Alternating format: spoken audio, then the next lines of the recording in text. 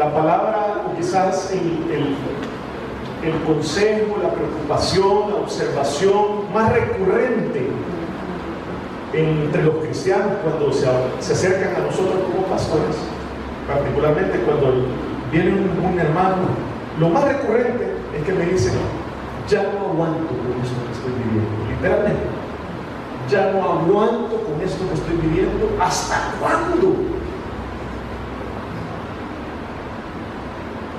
Dios no ha hecho nada, Dios no ha obrado en mi vida, yo ya no puedo, pastor. Es una observación, es un comentario muy recurrente que yo he experimentado en experiencia personal. ¿Y qué está pasando? Que Dios se está tardando mucho, yo ya no puedo más. He estado orando por meses, por años, no puedo más, pastor, no tengo fuerza. ¿Por qué Dios no contesta? ¿Por qué Dios no me saca de esta situación? ¿Y qué tal que yo le respondiera a usted esta mañana y le dijera: es que esa situación que usted está pasando, Dios la ha permitido? Y las circunstancias que usted está pasando, Dios las ha determinado. Y lo que usted está viviendo, por duro que parezca, no se ha salido del control de Dios. Nosotros en esta iglesia creemos mucho en algo que se llama la soberanía de Dios. Que Dios tiene control de lo malo y tiene control de lo bueno. Tiene control de lo grande y tiene control de lo pequeño. Porque ¿qué Dios fuera ese que algunas cosas se le salen de control? Ya no sería todopoderoso, sería medio poderoso. ¿O qué tal que su voluntad, su poder, su fuerza estuviera quizás condicionada a nosotros como humanos? Hay personas que dicen: es que Dios está atado. ¿Será que un hombre puede atar a un Dios, al creador del cielo y de la tierra? ¿Será que Dios lo ponemos nosotros contra la pared a veces? ¿Será que nosotros podemos hacer eso con el creador del cielo y de la tierra, del universo, de su plenitud y todo lo que en ella habita? ¿Será posible eso? ¿Será posible que Dios, discúlpeme la palabra, hermano, la expresión, ¿será que Dios no puede domar al animal más salvaje? ¿O algunas cosas se salen del control? No, nada se sale del control de Dios. Y quiero decirle, hermano, que todo lo que usted ha vivido, de todo tiene control el Señor. Hasta de los errores que hemos cometido, Dios tiene control en su soberanía, Él lo permite.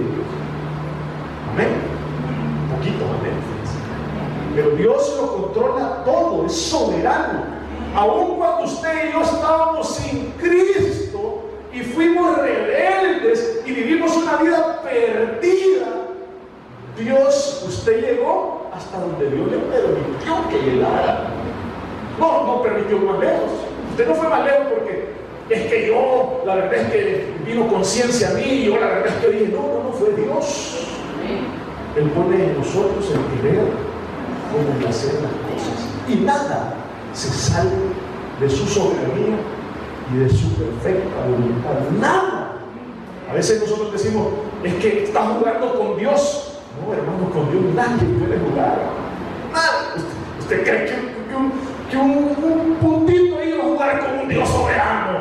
No, hermano, eso nadie puede jugar con Él. Él está en control de todas las cosas. Y cuando uno entiende esto, produce paz en nuestro corazón. De saber que aunque usted vea el día oscuro, el Señor está en control. Aunque usted vea una tormenta, usted diga: Señor, si tú has predestinado esto, si esto estaba escrito, Señor, no se ha salido de tu control. Dios no lo va a descuidar, no se va a distraer. Ay, que Dios se echó a perder usted porque Dios se distrajo, se dio la vuelta y se descuidó. No, eso no existe. Dios es un Dios que tiene control de todo, aunque duela. Amén. Nadie le dijo amén, pero sí es. Muy bien. Vamos a ir a la palabra del Señor y le voy a pedir por favor que vayamos al Evangelio según San Lucas. Evangelio según San Lucas, capítulo 4, versículo 35, por favor.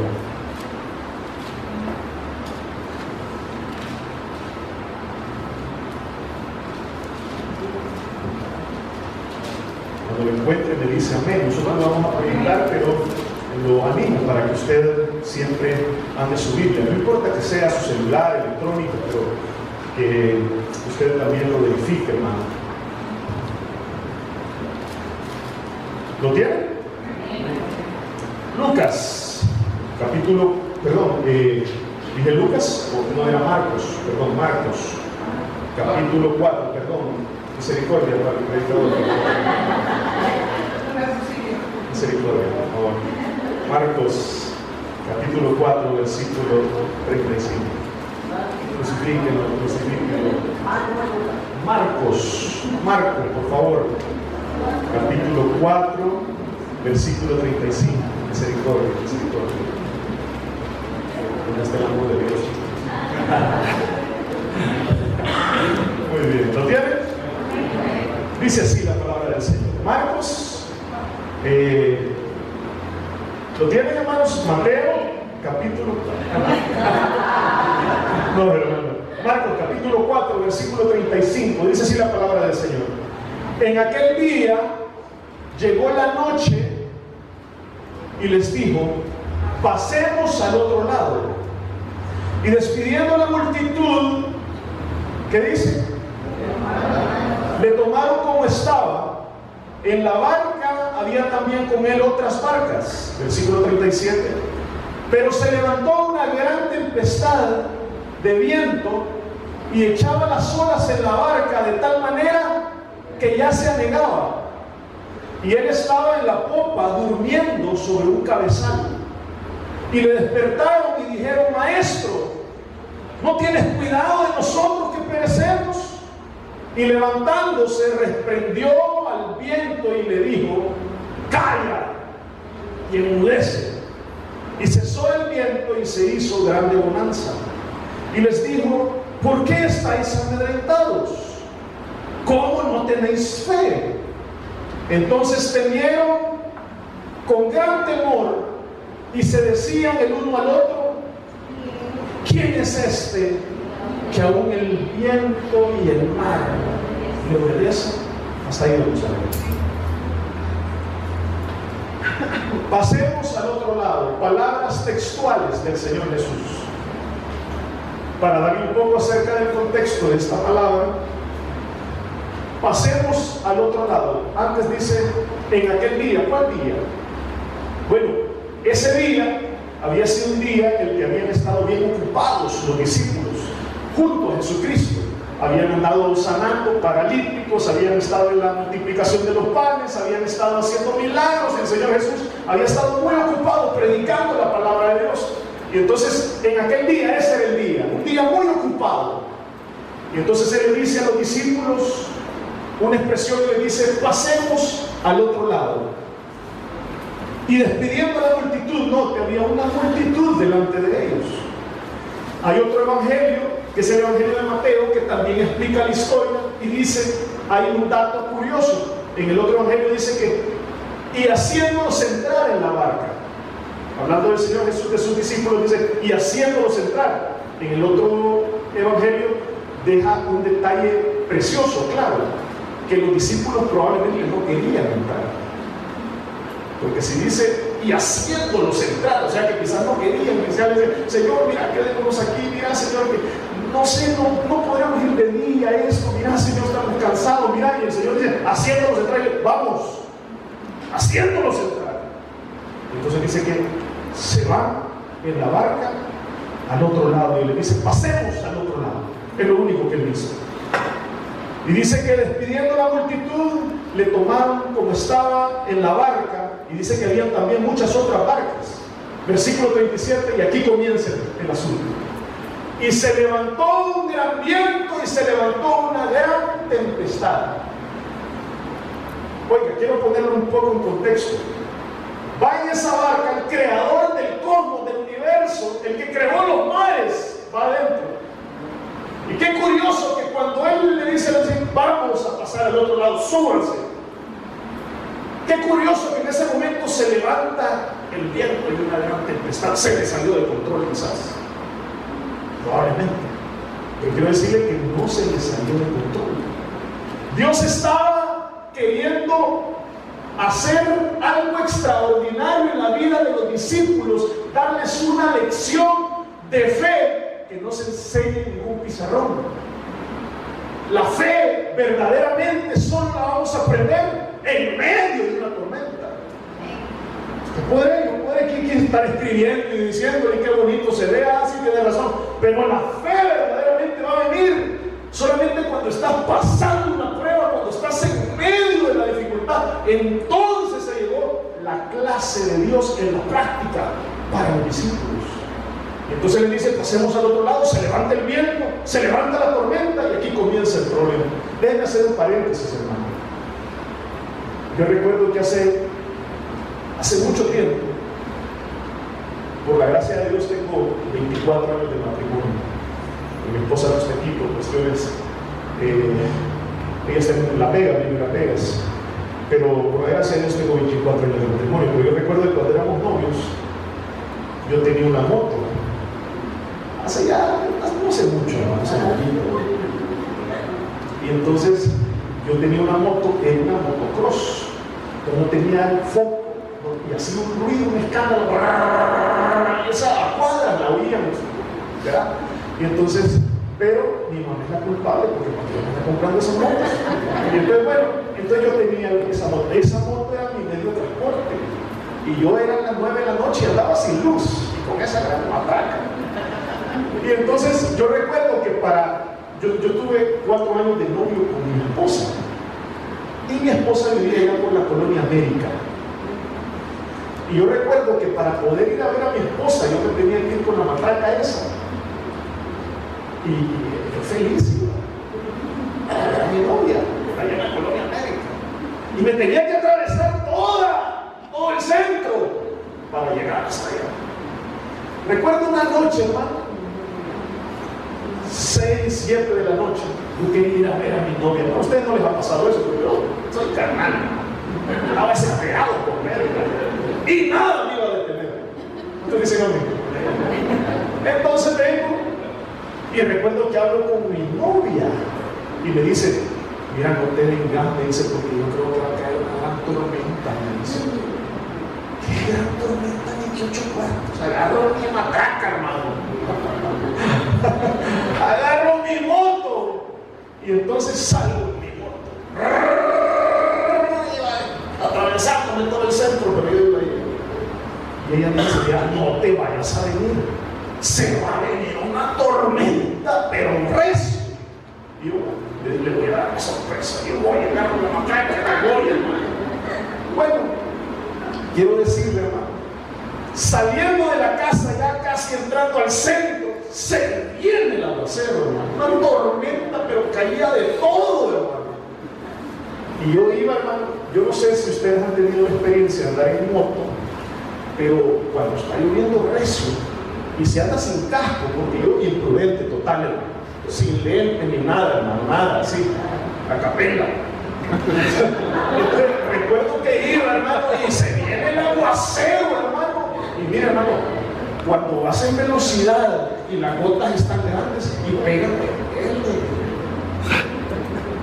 y si te descuidas un poco y pegas mucho los ojos y te pega y duele. Entonces, pero yo recuerdo que iba en la moto, iba en la matraca, yo iba feliz, se viene el aguacero, hermano. Y mira, hermano, yo iba, y cuando vas en velocidad, entonces golpea, siente el golpe, ¿verdad? Porque sin nada, entonces raya, hasta así de lado, un poco manejando así, ¿verdad? Y raya, mira, hermano, ¿y qué cree? En el centro se me arruina la moto. Y en el centro, y la moto se le arruina, hermano. Aunque ahí de la bujía, eso después lo supe, pero se me apaga. ¿Qué pasa si esta moto no falla? ¿Qué pasa? Y el aguacero, hermano. Mire, hermano, ¿sabe lo que yo escuchaba? Yo no escuchaba la voz de Dios, fíjense. Yo escuchaba la voz de mi novio, que me decía, no te vayas a venir, porque se va a venir un aguacero. Yo oí, hermano, oí esa voz. Eso es lo que yo escuchaba. No te vayas a venir. Yo estaba en el centro, con la moto parada y con esa tormenta encima de mí. Bueno, y como que eso no bastó, hermano. Entonces estaba parado yo ahí, hermano, ya va a pasar. Y estaba yo ahí, hermano, y ¿qué voy a hacer? ¿A quién le voy a hablar? ¿Y cómo voy a hacer? Que no sé qué, no sé qué. Y se va la luz. Encima de un aguacero, con la moto arruinada, sin luz, estaba en un lugar incómodo, en medio de la tormenta.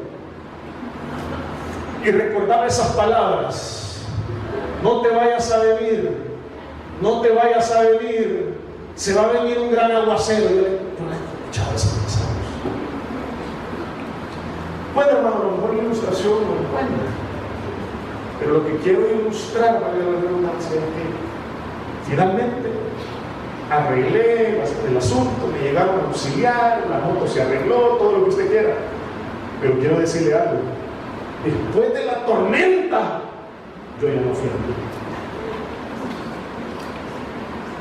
Y sabe, una de las finalidades de las tormentas que Dios permite en nuestra vida es que tú y yo seamos un poquitito más parecidos a Él a través de las tormentas. Los discípulos, el Señor les dice: vámonos. Quizás no quieren, quizás están renuentes, y les dice: vamos.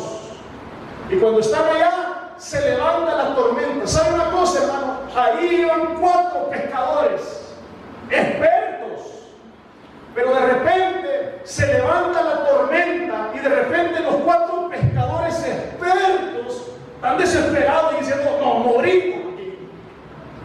¿Sabe una de las cosas que hace la tormenta?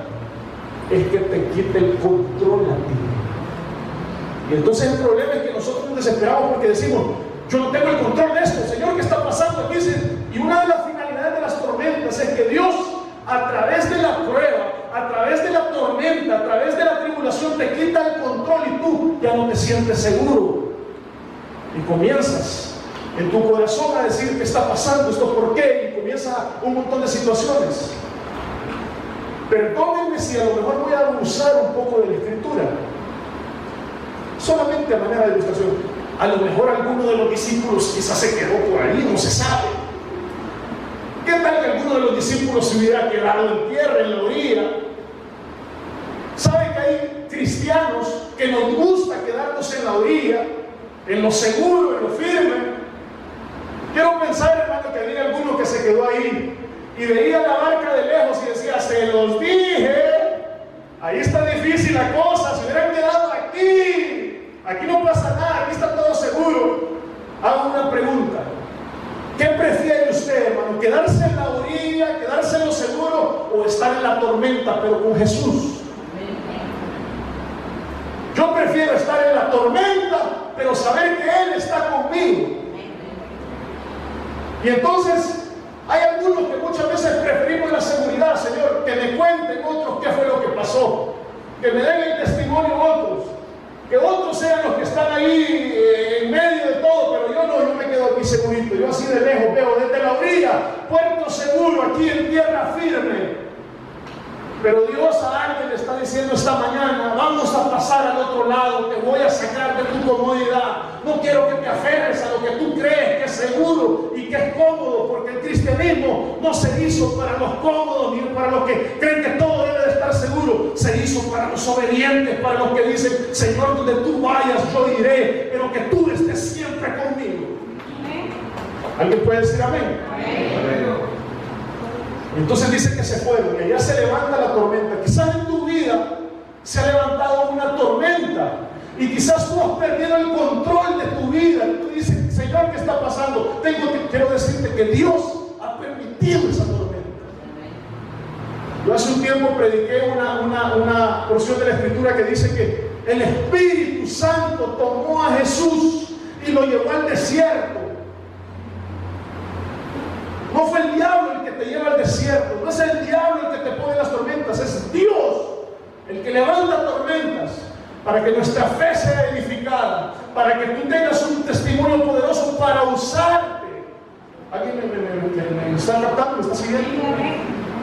Entonces dice: y despidiendo la multitud, le tomaron como estaba en la barca, y también había con él otras barcas. Pero se levantó una gran tempestad y un gran viento, y echaba las olas en la barca de tal manera que se anegaba, se hundía.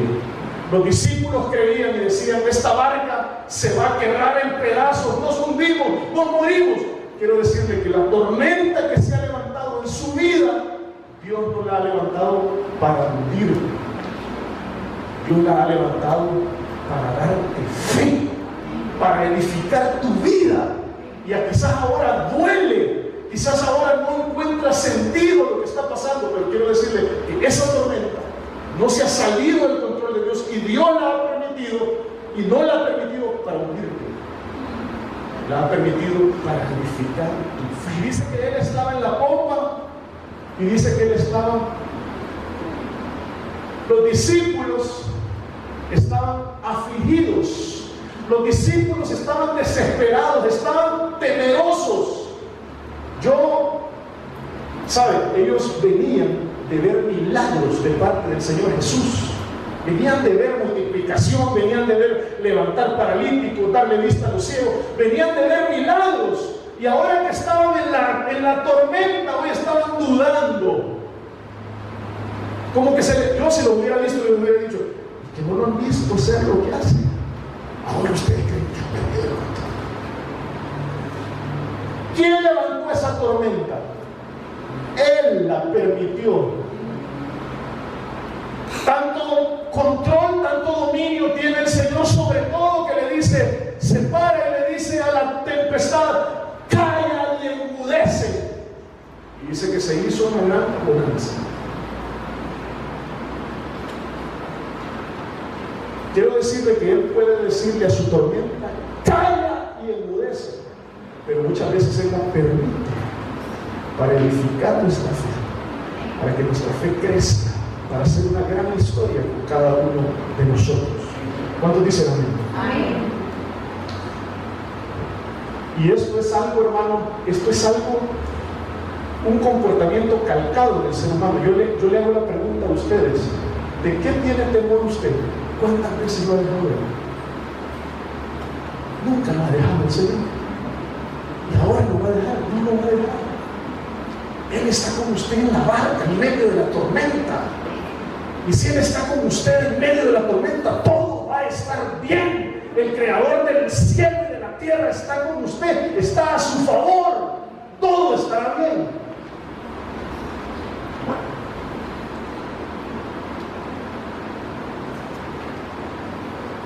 Juan el Bautista ve a Jesús.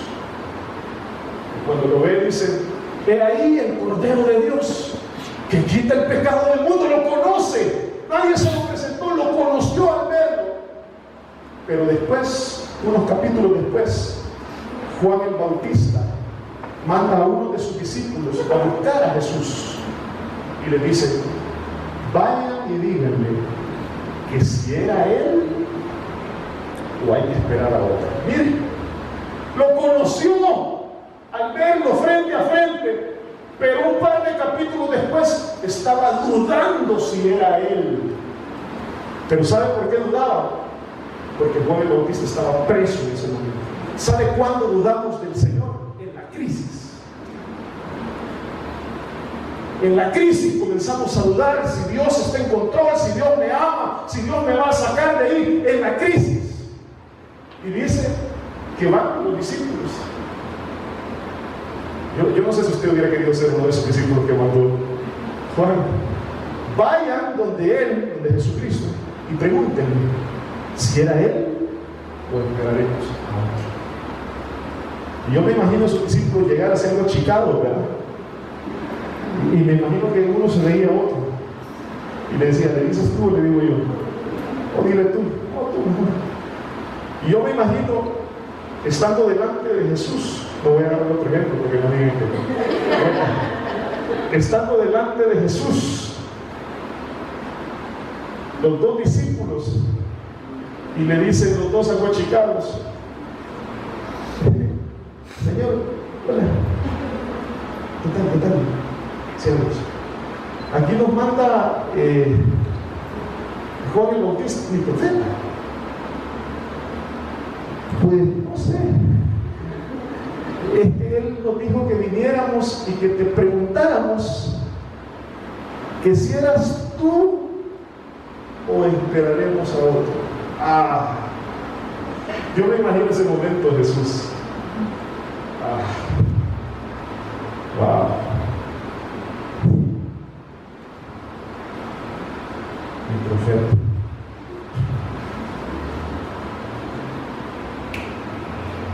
¿Hay algún ciego acá? Dijo él. Jesús dijo, ¿hay algún ciego acá? Le llevaron un ciego. ¿Hay algún cojo por acá? Le llevaron otro. ¿Habrá algún muerto por acá cerca? Dice que había uno y se lo llevaron. Y dice que al muerto le dijo, levántate. Al ciego le dice, mira. Y el otro dijo, habla. Y ahora le dijo a los discípulos, ahora ustedes vayan a donde Juan y díganle que yo soy el que él dijo que yo era. Y que yo hago lo que él dijo que yo haría. Quiero decirle algo, en medio de la prueba todos dudamos, pero quiero decirle que Dios es el que dijo que era, y que Dios hace lo que él dijo que iba a hacer, y nada lo va a detener en su vida. Todo lo que Dios dijo que haría con usted, todo lo va a hacer el Señor. ¿Cuántos dicen amén? Entonces más adelante dice, y levantándose reprendió al viento. ¿Qué sería más fácil humanamente hablando? Humanamente hablando, ¿qué sería más fácil? No hay nada y decir, viento, tormenta, no salgas. O ya habiendo salido la tormenta y estar en todo eso, humanamente hablando. Yo creo que era hasta más fácil quizás haberle dicho al viento, no salgas. A la tormenta, no salgas. Que ya cuando estaba toda esa conmoción y todo eso, decirle, calla, enmudece. Dios tiene control absoluto. Tiene control de su tormenta. Tiene control de lo que usted está pasando. Está en control minucioso, absoluto. Yo tengo 36 meses de no ver a mi esposa y a mí, bueno, los he visto, pero tengo 36 meses de separación involuntaria, no es porque me hayan separado, que no la amen ni nada. Ustedes saben que por una cuestión migratoria y todo eso estoy acá y todo eso. Bueno, gloria al Señor. Pero quiero decir algo. Dios no se ha tenido control de mi situación. Es control absoluto. Y esto se termina cuando Él dijo que se termina, se termina. Y mi milagro tiene fecha. Yo no la sé, pero Él sí la sabe. El creador de los cielos y de la tierra sabe lo que usted necesita, sabe hasta dónde tiene fuerza, sabe hasta dónde puede resistir. Y Dios es un Dios de misericordia. Hay gente que dice, pero ¿y por qué Dios insistió que fueran al otro lado y insiste de noche? ¿Sabe por qué Él insistió? ¿Sabe por qué tenían que ir al otro lado? Porque al otro lado había un endemoniado, iban para la ciudad de Gadara. Y allá al otro lado había un endemoniado. Y Jesús quería que sus discípulos vieran la manifestación de su poder, su fidelidad. Y entonces primero los lleva, y yo que a lo mejor voy a abusar, pero yo quiero pensar que el Señor Jesús dijo, quiero darles una lección a través de esta tormenta. Y quiero que pasemos al otro lado. ¿Sabe por qué Dios quiere que usted y yo pasemos al otro lado? Porque al otro lado hay una escala de milagros mayores todavía. Hay unas obras de Dios mayores. Hay algo más grande de parte de Dios para usted. Y el Señor le está diciendo a alguien, quiero que pases al otro lado. Porque en el otro lado, cuando llegues al otro lado, serás mejor. Habrá más fe en ti. Habrá más compasión en ti. Serás mejor cristiano. Serás un mejor hijo. Serás un mejor esposo. Serás un mejor creyente. Al otro lado usted va a salir mejor que en este lado. Quiero pensar en el discípulo que se quedó. ¡Ay! ¡Qué mensos! ¿Cómo se les ocurre? Míralos allá en medio de una tormenta. Y yo aquí tranquilo. Se van a hundir, se los dije. Yo aquí no me voy a hundir. Sí, no. Y si hubiera sabido ese, que puede ser que se hubiera quedado, y al otro lado les espera un endemoniado todavía. Y yo aquí, tranquilo, sin problema, relax total. Como decía el pastor aquel día, no, don ajolot. Aquí yo estoy sin ajolot. allá están bien ajolots aquellos allá. Pero al otro lado, al llegar al otro lado, cuando Jesús pone un pie al otro lado de la ribera, pone un pie, se oye salir de los sepulcros un hombre dando gritos, un endemoniado gadareno. Dice que nadie podía con él, lo encadenaban, trataban de, nadie podía hacer nada con él. Y cuando Jesús pone el pie, llega. Me impresiona lo siguiente, que sabe lo primero que hace este endemoniado, se arrodilla delante de Jesús, porque delante de él toda rodilla se dobla, y no hay circunstancia tan grande que se pueda levantar que no se arrodille delante de la presencia de su Dios. Dios es poderoso y cualquier tormenta y circunstancia se arrodilla delante del Señor. Y dice que lo sana. Y dice que este hombre queda tan enamorado del Señor Jesús que le dice: Señor, yo quiero ir contigo, por favor. Yo quiero ir contigo. Y dice que el Señor le dice: ve y cuenta cuán grandes cosas ha hecho Dios contigo y cómo ha tenido de ti misericordia. Amado hermano, cuando termine este culto, vaya y cuente cuán grandes cosas ha hecho Dios con usted y cómo ha tenido de usted misericordia. Cuente. Por eso él tenía que ir al otro lado, porque lo esperaba algo mucho más grande, una escala de milagros mayor. Aquí en el mar, la tormenta, pero al otro lado en Gadara, un endemoniado, fuerzas espirituales, huestes de maldad. Y el Señor, igual, poniendo el pie, sale el endemoniado y lo libera. ¿Qué circunstancias se pueden haber levantado en su vida? ¿Qué tormenta puede usted estar pasando? Quiero decirle que Dios está en control de su tormenta. Soberano, Dios es soberano. Y quiero decirle que lo está haciendo no para hundirlo, no para acabárselo a usted ni a mí. Él lo está haciendo para edificar su fe. Y de ahí va a salir una Xochitl mejor. Al otro lado hay una mejor Xochitl. Al otro lado de la ribera hay una mejor Estela. Al otro lado de la ribera hay un mejor Mónica. Al otro lado hay un mejor Ángel. Al otro lado hay una mejor Silvia. Al otro lado hay algo más grande para usted. Su tormenta no se pelea con el diablo. Su tormenta no la hizo el diablo. Su tormenta la hizo Jesús. Dios la ha permitido para guiarnos, para que usted y yo nos parezcamos un poco